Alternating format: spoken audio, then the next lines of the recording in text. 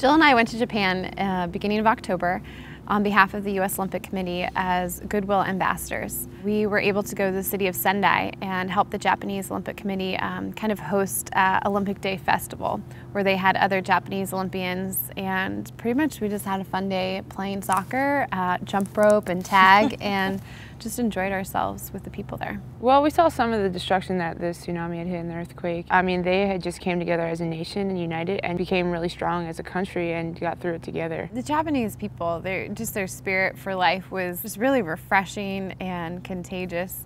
Our festival day, we got to kind of carry out Olympic flags, and you know, it was somewhat serious, but then all of a sudden it just got goofy, and we were stretching with these men in purple jumpsuits, and everyone is like giggling in their, you know, cute high-pitched giggles, and you know, we jump rope. There was 15 kids on this big long jump rope, and little kids are getting their legs taken out from the jump rope. I was really excited to conquer the jump rope, and I got taken out first. My group got like 15 jumps. I know, your group was really good. I'm happy for you and your group.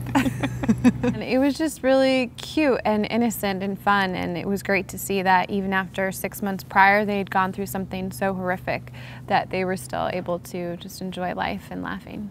Well, basically I traveled across to the West Coast, and then we were on an 11-hour flight to Japan. We got there, went to bed right away, got up the next morning, and we were off. We were on a train to another hotel.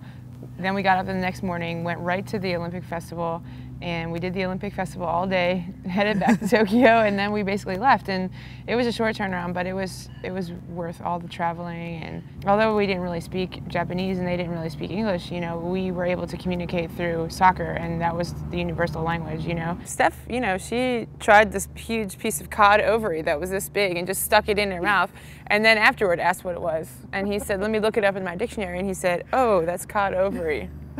There was a plate this big with like 10 to 12 different things on there, and she chose the big cod ovary first. Like delicious pieces of tuna and salmon, and she's like, "Oh, I'll just take this big gloopy brainy looking thing."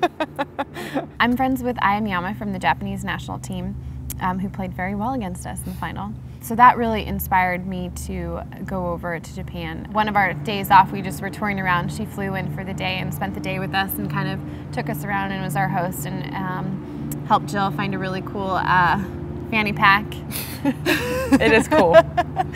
And yeah, and took us to Korean barbecue. Yeah, that was good. It was very good food, and she even got to see some things that she'd never seen in Tokyo before, so that was pretty special. I think it's so important for us as athletes to go and share our experiences with younger kids, and just share our passions, our loves, and empower them, not just maybe for soccer. They might be interested in soccer, but for life, because sports can teach you so many things that you can carry on to the future. And just going and playing with the kid and smiling and showing them a little soccer move empowers them to do great things. We had the 6-week break, and it definitely didn't seem like the thing to go. Let's go fly to Japan, you know, when we had such a short time at home. But I know that Jill and I both have a heart for kids and for reaching out to other people. And, you know, it was so often when you choose to give, you get back so much more in return.